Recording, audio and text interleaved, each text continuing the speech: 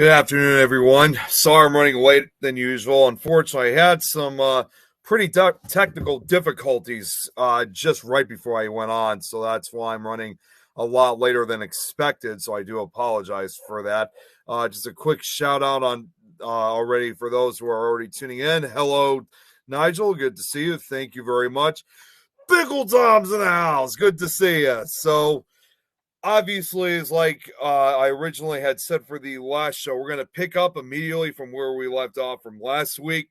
Even though I'm starting later than expected, at the very least, I'm at least I'm starting earlier than what I had last week. So let me just get to the studio. I mean, to the presentation very quickly. But before we get to the rest of the slideshow for today, if you hadn't seen the announcements, I actually have another short film that I'm going to be presenting, which actually is going back to what we were talking about with Penhurst State School and Hospital.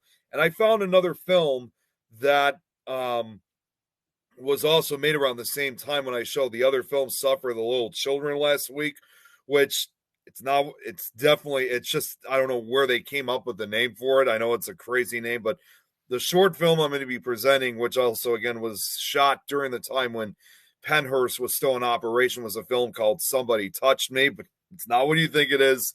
It's definitely, it's just, I think that was probably just a more different type of term of touching that person's life, if you will.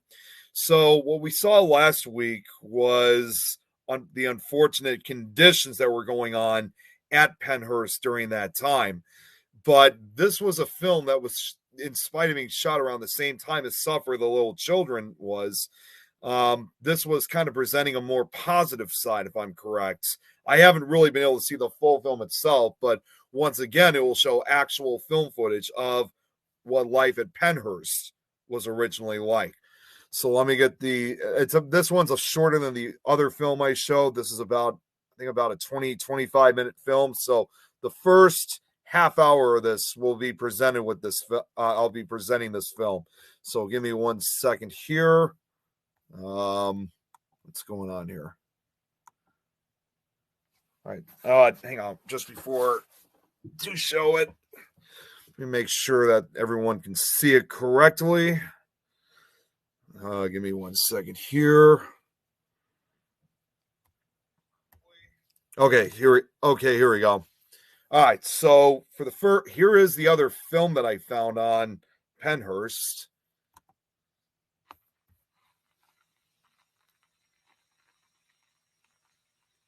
Oh, and also too, unlike the other film I showed, this one's in black and white, so this shouldn't be as graphic as the original, as the other film was.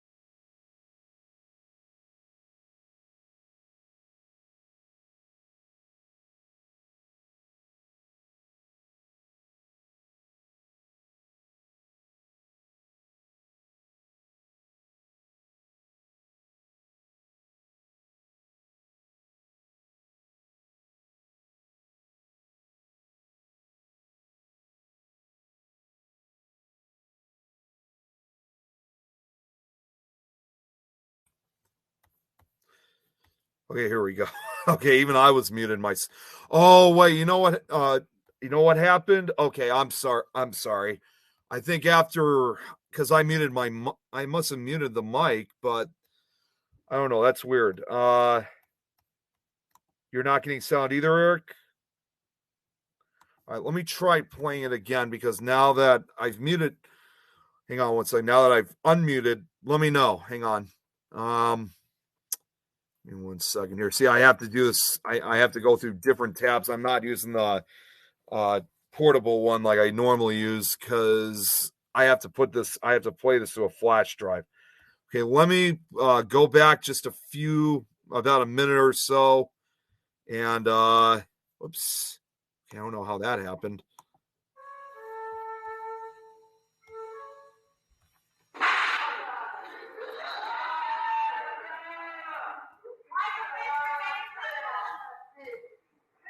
How about now? It is moving day for these boys in Ward M, Benhurst State School and Hospital. Okay, all right, we're good. Severely deficient, others even more so. They represent a fraction of the 3,000 patients at Penhurst. The service grant has permitted the institution to select a group of girls and this group of boys to participate in a special program called psychosensory rehabilitation. The project symbolizes an institution's awareness of those who are forsaken because of mental retardation.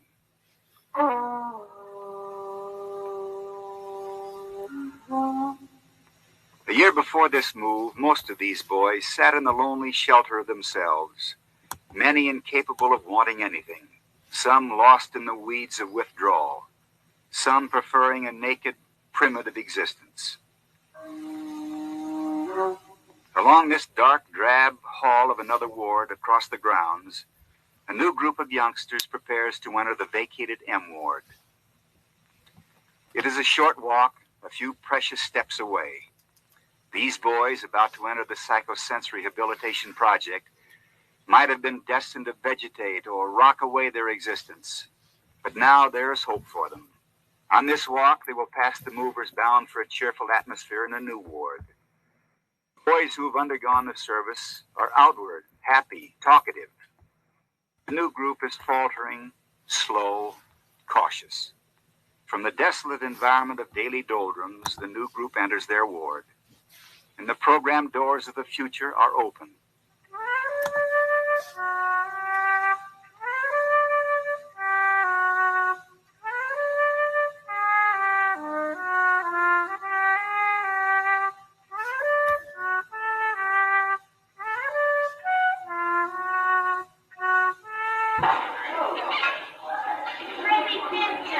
Inside their new environment, when their coats are collected and when the excitement of the move wears off, the boys look around. Some, more perceptive than others, notice the change, the colorfully painted walls, the cartoons, the new beds, the improved toilet facilities, the concern of the women who laugh and joke with them. It's as though they had climbed out of a mental labyrinth, for those who notice. Perhaps the greatest change to greet them is their first meal in M Ward, a meal served on tables with dishes and silverware and glasses and tablecloths. They are now part of the service project. It will undertake to provide an active environment so that their slumbering resources can be developed.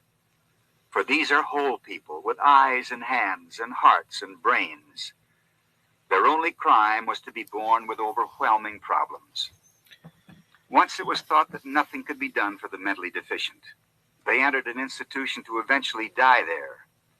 The forks and spoons of civilization are cumbersome tools to these orphans of society. This, then, is the first supper.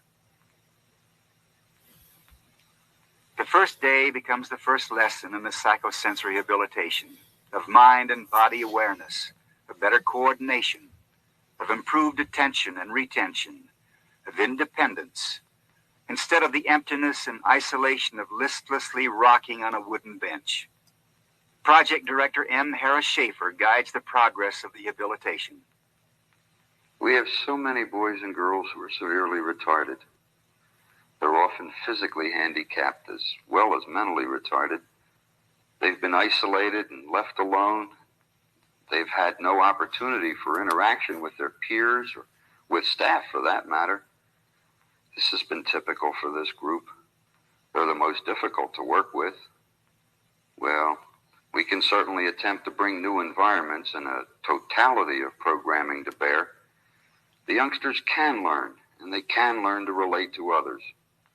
How many will come out from themselves to the world that is really theirs, or should be theirs? The new day begins at 5 in the morning. An attendant from the psychosensory rehabilitation staff greets the sleepy-eyed boys.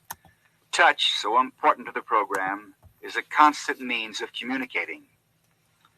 This is Robert. Staff members will try to develop his slow, faltering intellect. The gaily painted walls, the dishes instead of metal trays, the clothes instead of camisoles, even the cartoons on the walls instead of cold bareness, all will help. Each task learned, each routine accepted by these children is one more step in the program's theme. The participation and contribution of living with themselves and others. Each successful attempt is rewarded, sometimes verbally by a pleasing intonation, repeating a name, a warm smile, sometimes physically by a piece of candy, or just a friendly pat on the shoulder. Team members meet in the rooms where the children will visit time and time again. There's a speech pathologist, audiologist, speech and hearing clinicians and aides, a physical therapist and her aide, an occupational therapist and her aide, and a music therapist. They will come to know, to understand, and try to help the children of M Ward. The nursing team and attendants will know the children even better, for improvements and regressions will magnify themselves on the ward. Problems arise even as the children sleep. Reports must be made, information must be passed along. In this cartoon world of M Ward, service is paramount. Even a simple chore such as brushing teeth allows the attendant to relate and communicate, to speak a name, to give direction and assurance. Through this relationship, Robert will encounter reality in the menial chores that define his limitations. Doors to the world outside are open to the boys of M Ward. Medical and dental examinations seek to explore the sensory hope for the future. This is Brad's first visit in the project's concern for dental health, and like any youngster, he is anxious. Brad will also visit the hospital for an examination. The ophthalmologist, the neurologist, the otolaryngologist. Project personnel realize that Brad's physical ability is necessary for habilitation. His records will be checked and rechecked by staff members and then carefully filed for further reference. The first days on M Ward are testing days, days filled with activities on which to build a tomorrow. No one connected with the institution or project believes in sudden miracles, but they do hope for slow, deliberate improvements. There are lengthy tests to administer, tests such as the Devereaux Child Behavior Rating Scale, or DCB. This one-to-one confrontation about a patient typifies the project's concern for individual attention.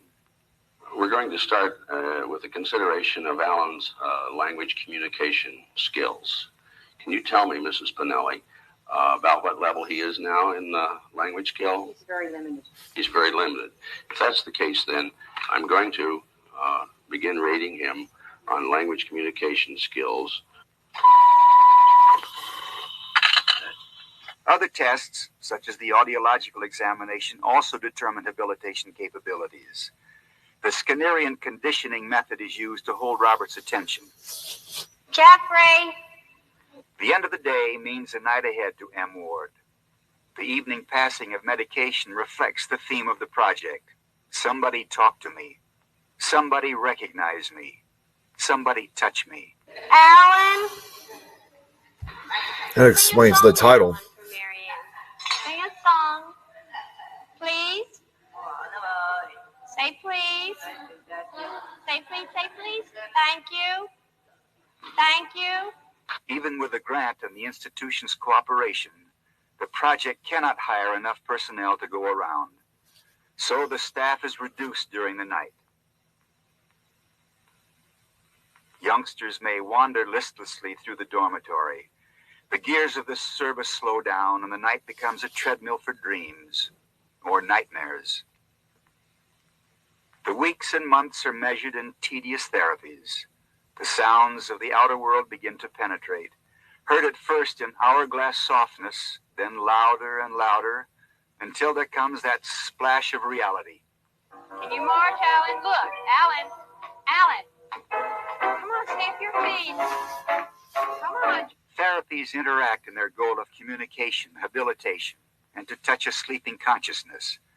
Hands and minds are kept busy as attention span is stretched into seconds, then minutes, and perhaps someday into hours. The main object of music therapy is not to teach the child any specific musical ability, but rather to use music as a tool to raise the functioning level of the child. You see here actually the warm-up session that we use at the beginning of every period. We use this in order to calm the child down and get him ready to actually work in the session. Music therapy works in three main areas.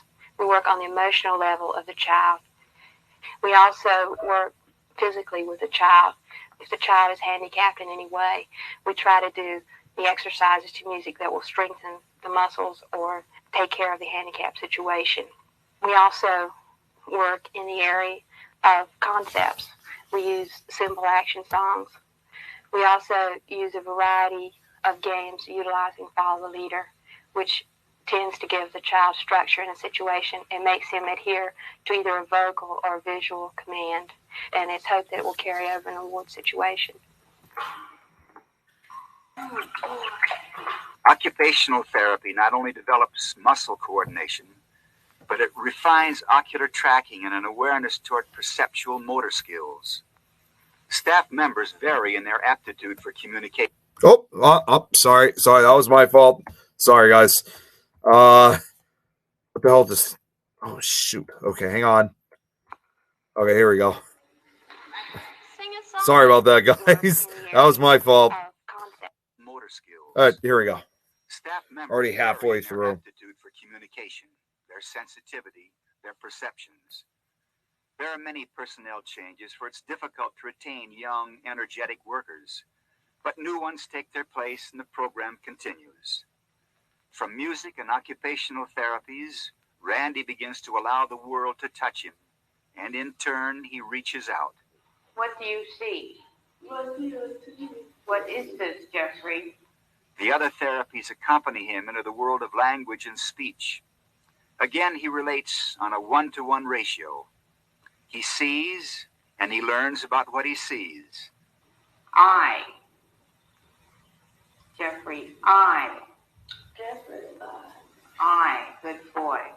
The project stresses repetition, word after word after word. They slowly make their way into Randy's vocabulary. Some are quickly forgotten, but others are retained. His name is repeated 100 times during the day, each time enforcing a self-image, a concept, a command, a direction. The therapies continue throughout the winter months in the basement rooms below M Ward. But the pleasant days of spring permit the staff to conduct the work outside. The children have been on M Ward for 6 months. Dr. Leopold Podkonsky and Dr. Harris M. Schaefer continually watch for signs of improvement. Doctor, this is the equipment that we received through contributions to the Psychosensory Fund, Memorial Fund, and from parents and friends of youngsters in the program. Well, I see that they're enjoying it, except for Robert, who's in the corner. Of course, he's one of our problem patients. He's been quite withdrawn, although lately he's been showing some evidences of more socialization than he had in the past.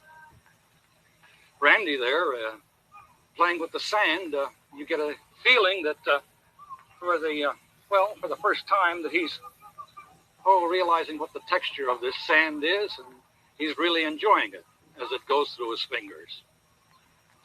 And Brad, walking on the balancing walking board, seems to be enjoying it, and the recreational therapist appears to be doing a good job with him, because he too was one of our boys who was rather withdrawn, apparently did nothing on the ward heretofore, but has shown relatively good progress since that time.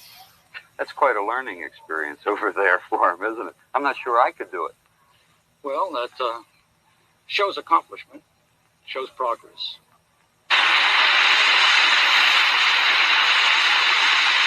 By the middle of summer, boys are no longer confined to a single building, to a single floor. Now the staff is free to help other individuals. This double-edged freedom is another goal of the psychosensory rehabilitation. Through intensified treatment and improved facilities, the patients become more independent. They demand less attention and command more self-help skills. The subtle behavioral improvements become more apparent as the months build toward a year. Near the end of the summer, the boys visit the institution's zoo.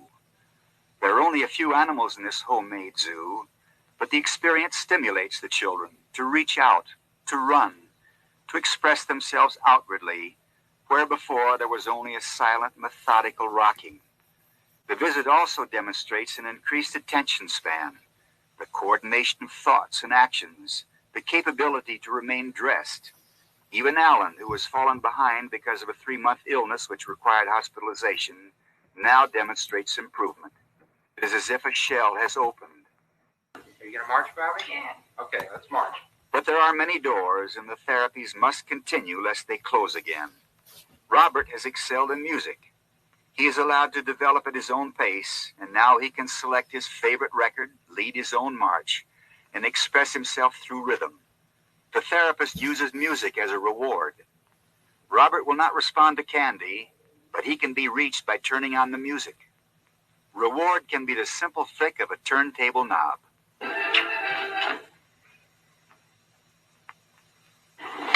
Green. That's green. Green. Occupational therapy begins to touch Alan's senses.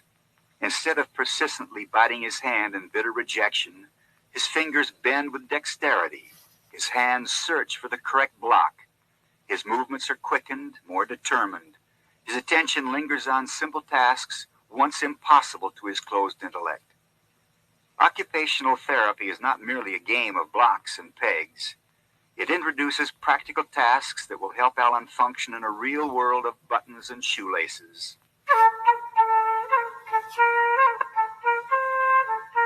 The walls of the occupational therapy room express an awakening by the children of M. Ward. The primitive drawings represent progress toward habilitation within a closed world.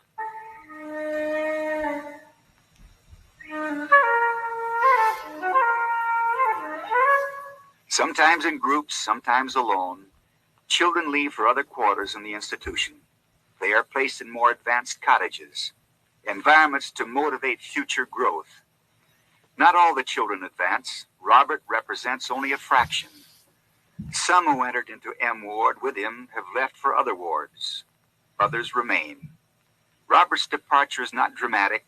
It's almost routine, if not for the expectations of the attendant, who wonders how Robert will accept his new friends and new surroundings. Robert's psychosensory rehabilitation does not end as he walks across the grounds toward his destination in a ward called I-1. There is more individual freedom, personal lockers, and more companionship awaiting him in the new environment. There's a higher level of communication. Students from a nearby high school have volunteered to entertain and help the children. Robert senses the changed atmosphere and settles into a happy and outward mood. Here he will experience new stimuli, new aids toward his development. Before long, he will attend a pre-vocational workshop. In a converted basement, he will join with other students from the project to receive evaluation and training. He will learn to adapt skills to real working situations. For 3.5 hours a day, 17.5 hours a week, project participants are involved in more than 80 different job sample evaluations, time trials, sorting, judgment, motor and finger dexterity, timing, related skills that may help them obtain basic jobs in sheltered workshops and perhaps someday in related industries.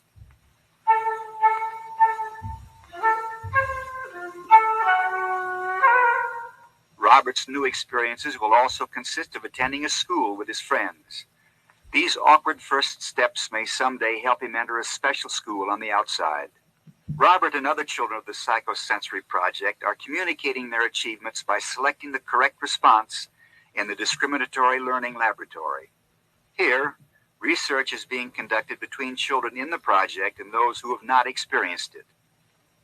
I do see a difference between the kids that haven't been on the program and the kids that have been. I think one very clear thing to me is that our program helps these kids increase their attention span. The kids that have been on HIP respond more frequently. Presumably, these kids are getting some kind of an education in this program, and one test of an education is whether you can use it on a new problem. Well, we've given them a new problem. Of course, if you can't keep your attention on a new problem, you can't solve it. If you can keep your attention on it, you can respond more, and you're more likely to find the solution, and I think that's what we're going to find happens. Like a mirror of the program. We have, of course, given them many problems in many areas: music, therapy, recreation therapy, speech. Can they generalize what they have learned to a new problem and react to it? Our children can do so, and I think the data is showing that they are doing so in a more structured manner than the non-HIP children. The other children seem to be very erratic. Quite anxious to see him. I'll bet he's anxious. He's probably counting the days. He looked at the calendar and he started counting the days when we told him we were going to pick him up then. The project demonstrates success in other ways. Once the shell opens, once the outside permeates the darkness, there is hope that at least a few of these isolated orphans of society may eventually return to their homes and families. For some, like Alex, a visit by his parents may eventually mean a homecoming. For others, placement in a foster home. The Psychosensory Rehabilitation Project exists within an institution which has come under attack because of its outdated facilities. But with new funds, the institution is attempting improvements and refinements. Administrators and personnel have been watching the project with the hope of expansion. This means more dedicated personnel, improved facilities for the entire institution, such as music, occupational and recreational therapies, more workshops, more schooling, new buildings, all for the effort of mind and body awareness toward a world outside. And inside their shells, they wait for somebody to touch them.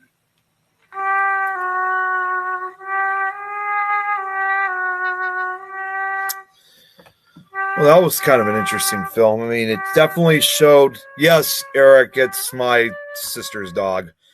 That was kind of an interesting film.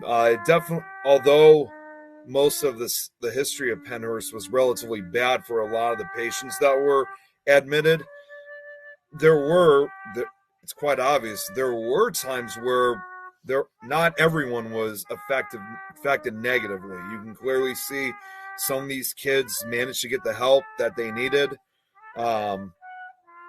Definitely a rare moment where life there was relatively. Yep, Bart. I know. There you are. I was just showing this film. I was hoping you'd be here right at the beginning. Yeah, I know you guys just investigated Pennhurst. So continuing on with part 2.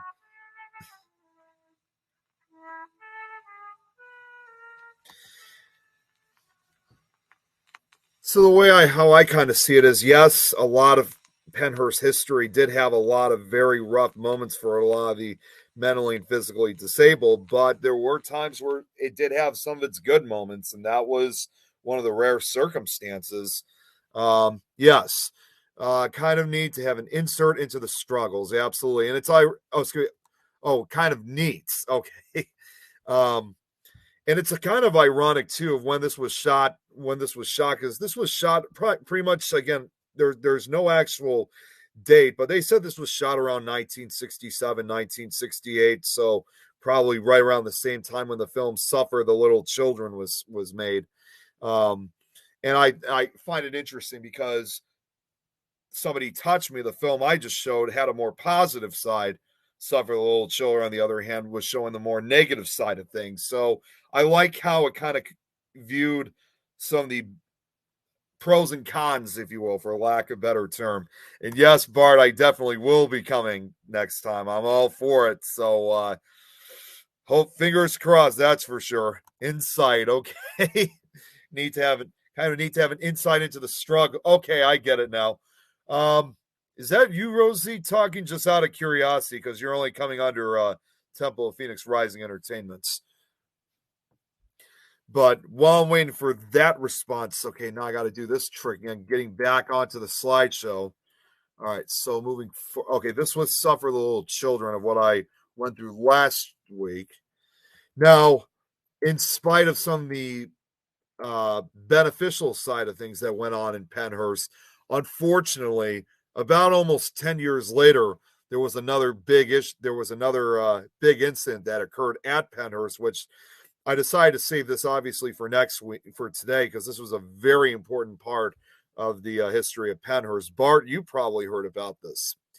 In 1977, U.S. District Judge Raymond J. Broderick ruled that the conditions at Pennhurst State School violated patients' constitutional rights. As if the reports of Bill Baldini weren't enough for Pennhurst, the actual death blow was given by a patient by the name of Terry Lee Halderman. Now, at one point, I did manage to find a picture of Halderman. Unfortunately, it was part of a newspaper, and I tried adding the newspaper onto the slide, but it was one of those huge newspaper articles. I wasn't really able to have it fit in, if you will, because the more I shrunk it down, the more harder it was going to see. So if you guys want to know more about that, want to see that actual newspaper article, just type in her name, Terry Lee Halderman Pennhurst, and you should be able to find it on Google Image. But unfortunately, I was unable to add the image onto the slide. Oh, wait. Okay, I'm sorry. Oh, wait, let me take that back. No, I've had a rough day today. Okay, that is the article right there. That's of Halderman. So I take that back. So a little bit about Terry Halderman was that she had been a resident of Pennhurst who was admitted at the age of 12. Throughout her 11-year stay at the institution, she suffered several physical injuries, including a broken jaw, fractured fingers and toe, and numerous cuts, bites, and bruises on her body. When she was admitted to Pennhurst, Halderman was able to speak a few words. However, during her stay, she stopped speaking entirely. When she visited her parents for the weekend, they were alarmed when they noticed unexplained bruises on their daughter. Following multiple episodes of abuse, she and her family filed suit in the federal district court. The allegations of abuse led to the first lawsuit of its kind in the United States, a federal class action, Halderman versus versus Pennhurst State School and Hospital, which asserted that those with developmental disabilities in the care of the state have a constitutional right to appropriate care and education. Although the case was not expected to reach the level it did, the courts later found that conditions at Pennhurst were unsanitary, inhumane, and dangerous, violating the 14th Amendment, and that Pennhurst used cruel and unusual punishment in violation of the 8th and 14th Amendments, as well as the Pennsylvania Mental Health and Retardation Act of 1966. The district court ruled that certain of the patient's rights had been violated. The district court decision was the first time that any federal court ruled that an institution must be closed based on a constitutional right to community services. Excuse me. Now, for the next couple slides, I'm not really going to have that many photographs, but because excerpts from the facts sections of the federal district court case, Halderman versus Pennhurst State School and Hospital, demonstrate the horrific conditions, lack of funding excuse me. I lost my, excuse me, sorry, don't mean to go too fast. Excerpts from the facts section of the federal district court case, Halderman versus Pennhurst State School and Hospital, demonstrate the horrific conditions, lack of funding created at Pennhurst. It was only through the dedication of the overworked staff, it seems, that any humanity at all was afforded in this institution. Excerpts include, now this is where a lot of the hidden secrets, if you will, of not only just what happened to Halderman, but what happened with other patients and the conditions that, for the most part, took place within the walls of these different buildings of Pennhurst State School and Hospital. No psychologists are on duty at Pennhurst at night or over the weekend. Thus, if a resident has an emotional crisis, he or she may go without treatment until the next morning or until the weekend is over. At Pennhurst, restraints are used as control measures in lieu of adequate staffing. Restraints can be either physical or chemical. The physical restraints range from placing the individual into a seclusion room to binding the person's hands or ankles with muffs or posies and binding the individual to a bed or a chair. Chemical restraints are usually psychotropic, tranquilizing drugs. Seclusion rooms have been used to punish aggressive behavior. One 18-year-old individual spent 6 consecutive days in seclusion in 1974 for assaulting a Down syndrome resident. Often physical restraints are also used due to staff shortages. An extreme example is a female resident who during the month of June 1976 was in a physical restraint for 651 hours, 5 minutes. For the month of August was in physical restraints for 720 hours. During September was in physical restraints for 674 20 minutes. Holy cow. And during the month of October was in physical restraints for 647 hours, 5 minutes. This resident was so destructive, she totally blinded herself. She was not enrolled in occupational therapy until early 1977. Once initiated, her programming has apparently been quite successful, and she is now able to be out of restraints for as much as 4 hours per day. Had this programming been initiated earlier, her self-inflicted injuries might have been avoided or at least lessened. Jeez, for all those hours, holy cow, that is just crazy. Psychotropic drugs at Pennhurst are often used for control and not for treatment, and the rate of drug use on some of the units is extraordinarily high. Sorry, someone just tried texting me. Sorry about that. The physical environment at Pennhurst is hazardous to the residents, both physically and psychologically. This is often excrement and urine on ward floors, and the living areas do not meet minimal professional standards for cleanliness. Outbreaks of pinworms and infectious disease are common. As Superintendent Youngberg noted, there is not adequate space for the residents. The living areas do not provide privacy for those who could handle privacy. There does not seem to be adequate activity areas or program areas or even general activity areas within the general living area, or even adequate activity areas away from the home living area. The environment at Pennhurst is not only not conducive to learning new skills, but it is so poor that it contributes to losing skills already learned. For example, Pennhurst has a toilet training program, but one who has successfully completed the program may not be able to practice the newly learned skill and is therefore likely to lose it.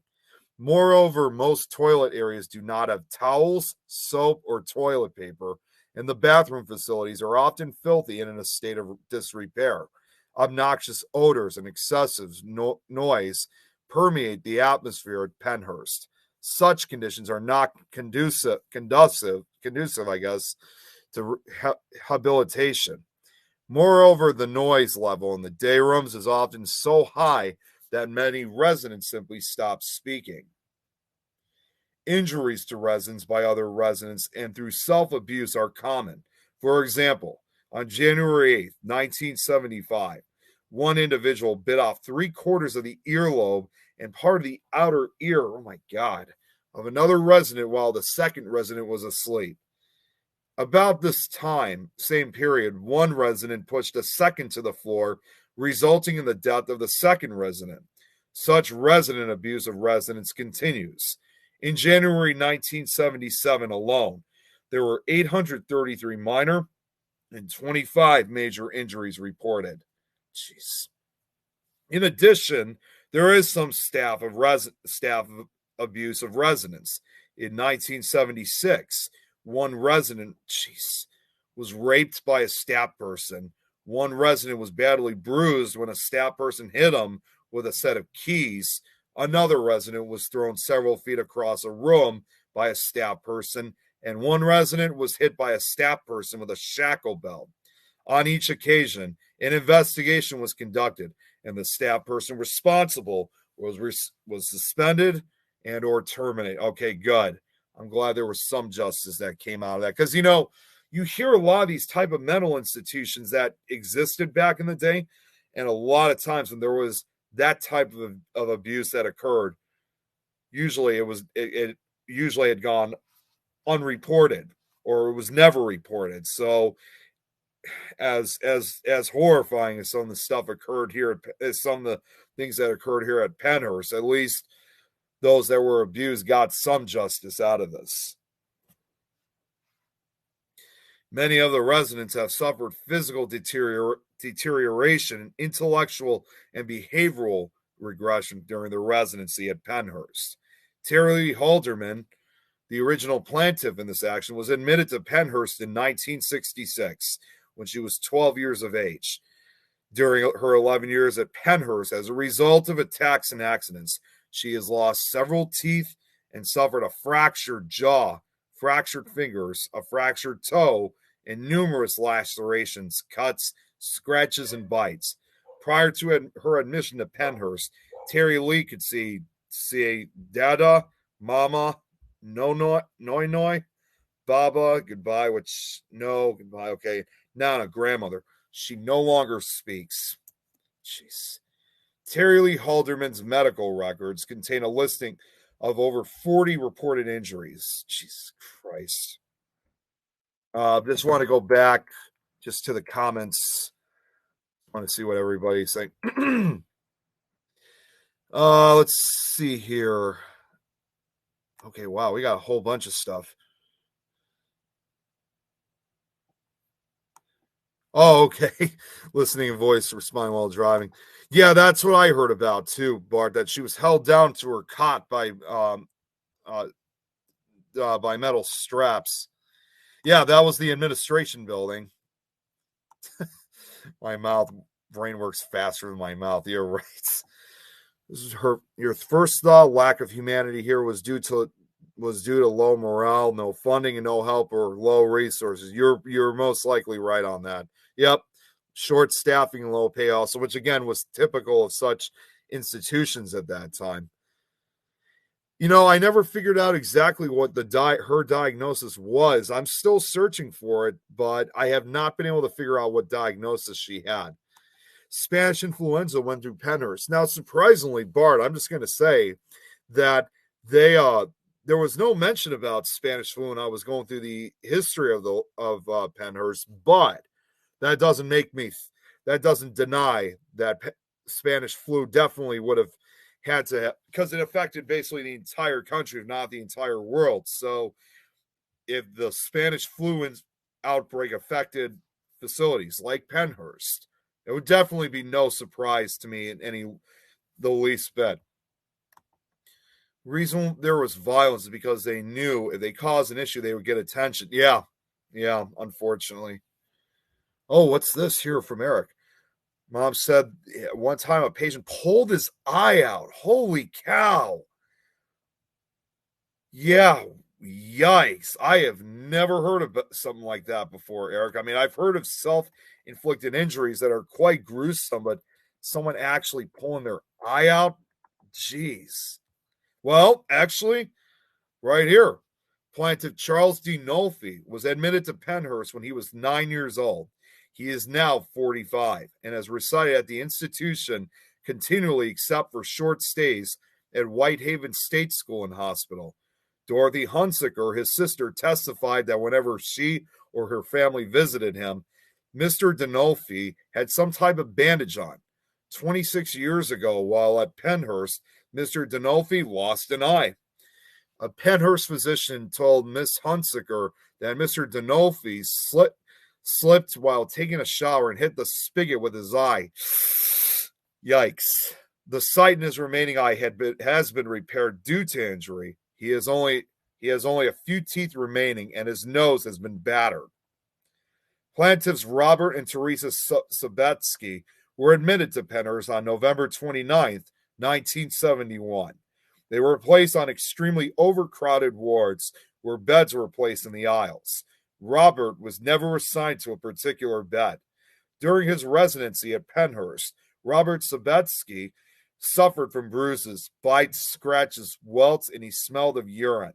His record shows a number of reported injuries, some of which, though labeled minor injuries, represented bruises that were 3 to 5 inches in length. Teresa also suffered such injuries. Since January 1976, they have been residing at Woodhaven, a Pennsylvania institution for the mentally retarded run by Temple University. Plaintiff Robert Height, born 1965, was admitted to Pennhurst in September 1974. He was placed on a ward with 45 other residents. His parents visited him 2.5 weeks after his admission and found that he was badly bruised, his mouth was cut, he was heavily drugged, and did not recognize his mother. On this visit, the Heights observed 25 residents walking the ward naked. Others were only partially dressed. During this short period of time, Robert had lost skills that he had possessed prior to his admission. The Heights promptly removed Robert from the institution. Mrs. Height commenting that she wouldn't leave a dog in conditions like that. I think there's just a few left. Plaintiff George Sorotos entered Pennhurst in 1970 at the age of 7. In the 7 years that George has been at Pennhurst, his former foster mother, Marion Carnafa, I guess that's how you say it, testified that in her weekly visits to Pennhurst, there have only been 4 occasions when George was not injured. During this period, he has suffered from numerous reported injuries, including bites, scratches, black eyes, and loss of teeth. In addition, Mrs. Kanafa testified that she recently observed what appeared to be cigarette burns on George's chest. Now, that's probably another example of staff member abuse on a patient. I think this might be the last excerpt. There might be one more. The Karanafas were made George Sorotos' foster parents when he was 6 weeks old. Sometime after he entered Pennhurst, the agency which had supervised over George removed them as his foster parents. They still consider him as one of their family and have continued their visits. Plaintiffs Lenny and Kenny Taylor entered Pennhurst on February 28, 1961. In the early 1970s, Mrs. Taylor questioned the staff about the medication being given to Larry. He was very lethargic, falling asleep at school, and barely able to walk. The physician in charge of Larry's unit checked Larry's medical record and found that he was on Dilantin, I think that's how you say it. It's a drug used to control epileptic seizures. Mrs. Taylor testified that Larry had only one seizure that she knew of, and that had been when he was a baby. Larry was removed from Dilantin and placed on Meloril, a psychotropic drug. This too made him lethargic. Lenny and Kenny were transferred to Woodhaven in 1975, where Mrs. Taylor testified that Larry does not receive any psychotropic medication and is able to walk independently. Larry was often injured while at Pennhurst. On one occasion, he was hospitalized for 2 weeks because of head and face injuries he received as a result of a beating by another resident. Kenny too suffered serious injuries while at Pennhurst. Plaintiff Nancy Beth Bowman entered Pennhurst at the age of 10, also in 1961. She was placed on a large ward which had 65 residents and often only 2 child care aides in attendance. During her residency at Pennhurst, she developed maladaptive behavior, biting and pushing. As a result of this maladaptive behavior, she has been placed in seclusion for days at a time. While at Pennhurst, she has lost teeth, been badly bruised, and has been abused by the staff. When asked about her present physical condition, Nancy Beth's mother replied, Nancy Beth will be scarred for the rest of her life.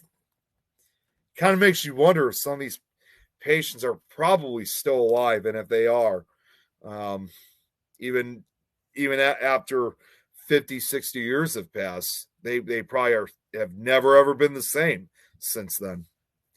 Plaintiff Linda Taub, who is blind in addition to being retarded, was admitted to Pennhurst in 1966 at the age of 15. According to her father, during her 9-year residency at Pennhurst, Linda received only custodial care, and she experienced regression rather than growth. Time on the ward was spent sitting, rocking with few activities. During one of their visits in 1968, Linda's parents found Linda, a person capable of walking, strapped to a wheelchair by a straitjacket. A staff member explained that by strapping her into the chair, they would know exactly where Linda was. That's just, oh God, that's horrible. While at the institution, Linda was badly bruised and scarred. Jesus Christ. That was the end of the excerpts. So approximately 21 of the 45 living units at Pennhurst were locked to prevent individuals from leaving their living units. Those individuals over the age of 18 who have been voluntarily, I don't buy it, admitted to Pennhurst are theoretically free to leave the institution at any time. Those admitted on the petition of their parents are informed by their caseworker when they reach the age of 18 that they do not have to remain at Pennhurst. If the residents state that they wish to leave the institution and the staff determines that there is no place for them in the community or believes that the individuals are not ready to go into the community, the staff will petition the courts to have the individuals committed to the institution by a court. Furthermore, those residents who either do not understand their alternatives or are physically unable to indicate that they wish to leave Pennhurst will be deemed to have consented to their continued placement at the institution. Thus, the notion of voluntariness is connection with admission as well as in connection with the right to leave Pennhurst is an illusory concept. Few, if any, residents now have, nor did they have at the time of their admission, any adequate alternative to their institutionalization. As a practical matter, Pennhurst was and is their only alternative. Nearly all the parents of Pennhurst residents who testified stated that they placed their children in Pennhurst only as a last resort, and had there been community facilities or aid programs, their children would have not been placed at Pennhurst. The rulings collectively lent credence to the nascent deinstitutionalization movement, which sought to move mental patients from hospitals to halfway houses or reintegrate them into their families. The rulings also align with the increasing tendency of federal courts to take control of school districts, prisons, and other state institutions in order to enforce citizens' rights. Ultimately, however, the U.S. Supreme Court vacated the judgment based on the 11th Amendment principle that federal courts cannot order state officials to comply with state laws. As noted below, the institution was eventually closed pursuant to a settlement agreement that required that community-based services be offered to all of its residents. The case became an important rule known as the Pennhurst Doctrine, which has been cited by state attorneys generals as binding precedent under United States constitutional law. Halderman versus Pennhurst opened the way for greater educational opportunities and community-based living arrangements for people with developmental disabilities. The lawsuit that led to his ruling was filed May 30th, 1974 by Philadelphia attorney David Furliger representing the patients of the Pennhurst State School. The suit was later joined by the United States in 1985 and by the Pennsylvania Association for Retarded Citizens. Pennhurst State School and Hospital was ultimately closed in 1987. The remaining 1,156 patients who lived there on the date of the court's order, March 17, 1978, moved into small community homes called community living arrangements. These settings supported 3 or fewer people, with 24-hour staffing if needed. This process of deinstitutionalization required 9 years and included discussion of treatment plans with each person and family. Despite the ultimate outcome, many former residents and staff members maintain that Pennhurst served some of its inmates very well. Some high-functioning patients received the treatment and therapies they needed to prepare themselves for living in the outside world. And some patients were so mentally handicapped that they injured themselves at the slightest provocation. One patient would charge into the walls head first, as an example. Such patients probably needed to be restrained for their own protection. The United States Department of Veterans Affairs, the VA, acquired the upper campus of Pennhurst and began to reuse it as a veterans home. In 1986, the upper campus cottage units reopened as the Southeastern Veterans Center. Now, strangely, I was unable to find any pictures of when they made changes to some of these buildings. So that's why I don't really have very many photos, especially in this part of its history. In 1990, renovations began on Horizon Hall, one of the newest buildings at Pennhurst, as part of a project to establish a nursing facility at the Veterans Center. It reopened in 1993 as Coates Hall. After many years of determining what to do with Pennhurst, Congressman Jim Gerlach sought to establish a federal veterans cemetery at Pennhurst in 2003, but the VA rejected the proposal. In 2001, the state adopted the Keystone Principles concerning the state's duties to maintain historic property and to consult with the Pennsylvania Historical Museum Commission before transferring the property into private hands. Chester County officials approved a private development, and Pennhurst was sold to a developer, Pennhurst Associates, for $2 million. The Pennhurst Memorial and Preservation Alliance, PMPA, was formed to advocate for certain uses of the site. Pennhurst was added to Pennsylvania's list of the most at-risk Pennsylvania properties, as well as the International Coalition of Sites of Conscience, a worldwide network of historic sites specifically dedicated to remembering struggles for justice. Penn Organic Recycling, LLC, operate on 4.5 acres of Pennhurst, offering topping, compositing, and food waste services. The Department of Environmental Protection permitted the composting operation at Pennhurst to maintain no more than 25 tons. However, it is no longer in operation. We are getting close to the end of the history. Unfortunately, I'm going to have to get off here in just about another 2-3 minutes, so I do have to wrap this up, unfortunately. In partnership with the Preservation Alliance for Greater Philadelphia, PMPA obtained a grant to complete a reuse design and feasibility study of the Pennhurst campus. By 2010, the administration building had been partially renovated and reopened as the Pennhurst Asylum seasonal haunted attraction.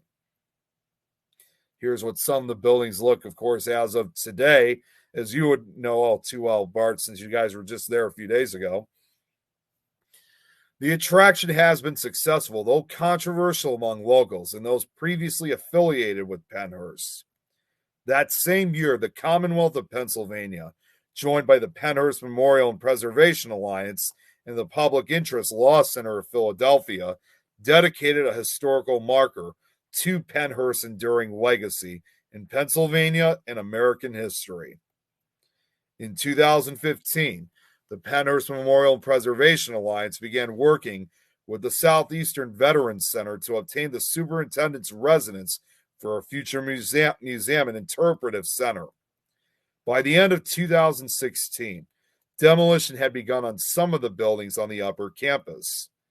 In 2017, bookings for daytime history tours, photography tours, and overnight paranormal investigations became available through the Haunted Attractions website. Proceeds from the tours go towards the upkeep of the grounds and restoration of the remaining buildings. By 2020, Hershey, Rockwell, and Dietary halls were all deemed unsafe for reuse. That March, demolition began, and by November, all 3 buildings had been demolished. And most recently, from what I've heard, is that on June 8, 2021, heavy metal band Motionless in White performed their Deadstream 2 live at Pennhurst concert on the grounds in front of the main building entrance. The concert was streamed the following day. So, just before I get off here, but what's so typical about such locations like this is, although a lot of several of the buildings are still standing, it's common, unfortunately, for some of these buildings to be demolished, which is kind of a little bit understandable because these, as we all know, some of these buildings were deemed unsafe, whether it's because of the poor conditions or it's because asbestos or it's just a very dangerous building to be in. So I always hate it when certain buildings, especially when it's associated with a mental institution, have to be demolished for those type of reasons if they can't even repair it. But it's sad sometimes to see those type of buildings go. Okay, so I got to get off here another minute, so we'll end this here for today. So what about the history of Pennhurst? Today, Pennhurst is overgrown by grass and weeds, but its dark past will never be forgotten. Long abandoned, the buildings of Pennhurst are still frightening for many. Pennhurst's reach is felt even from a distance. All right, so unfortunately, like I said, we do have to get going. Let's see here. Just want to make look at the final comments here. 1971, you were born. Wow. Dylanton. Okay, that's how you say it. Wow, you guys made contact with Kenny and Nancy. That's interesting. They were starved. Oh, man. Eric, yeah, I mean, like I said, hopefully we'll have a chance of meeting up. And next time when you guys schedule another investigation with Pennhurst, this might be someone I might be able to go with next time. Yeah, it's really sad. They had no rights. What's going on, Jeremy? Yes, it is true. Well, it is, like I said, it is sad sometimes when these buildings have to be torn down, but as far as the rest of the facility, it definitely needs to be saved. Yes, like a lot of these places, it definitely had a dark past to it, but in my opinion, it's definitely important to save such locations like this because it could serve as a reminder of, as a person with a disability myself, I'm not really sure exactly how to really describe it, but as a reminder of how people like myself, as well as other people who had mental and physical disabilities, how life was like for them back in the day. And it's something that, even though things, life for people like myself have gotten way better since then, it should not be forgotten. And just as a way to just remember those that, weren't able to receive the treatment and help that they needed. So, they're getting ready to open the Quaker building. That's very interesting. Okay, so I got to get off here because, again, I know one of the other networks, there's a show running right now, so I do have to get off.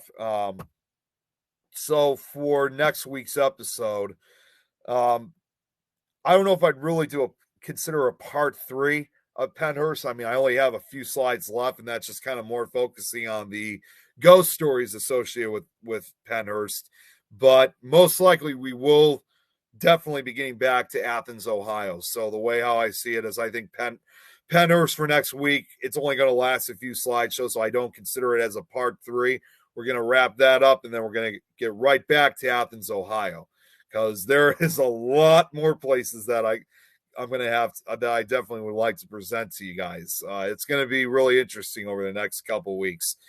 Bart, if you're still on, I'm actually going to contact you because I just had a really cool idea next time that we go to Pennhurst. We'll talk in the chat. So, anyways, in the end, like I said, I always say, guys, I always appreciate you guys tuning in. Like I said, I do this for for you guys more than anything. Now, this new idea of wanting to do presentations for upcoming investigations, it's definitely okay. Great, you're still in the chat. It's definitely something that means a lot, and it's very important to me, especially with a lot of the research that I put in. Looks like we're going to Ohio a lot. Yeah, we probably will. I mean, when you think about it, if we end up going, depending on when Bart does another, when you guys schedule another investigation for Pennhurst, I mean, we do have to drive through Ohio anyway, Eric. All right. Well, thank you guys so much. I'll be back on, of course, tomorrow afternoon for To the Grave and Back with Lois and Rosie. We're going to be talking about the Cleveland torso murderer. And, of course, I'll be back on tomorrow night with Supernatural Talk. I'm not sure exactly what we're going to be talking about, though I have been noticing they've been talking in the chat room. So I'll have to see what they're talking about. And then, of course, I'll be back on Friday, too, with the Frighteners. So, again, like I said, I really appreciate you guys tuning in, listening to these stories and the history of these locations because, like I said, I not only do this for myself, I do this for you guys. So thank you guys all so much. And I'll see some of you guys tomorrow. But if not, as I always say, if you guys want to wait till the next episode of Nick Files, I guess I'll see some of you guys next week. You guys all have a great night.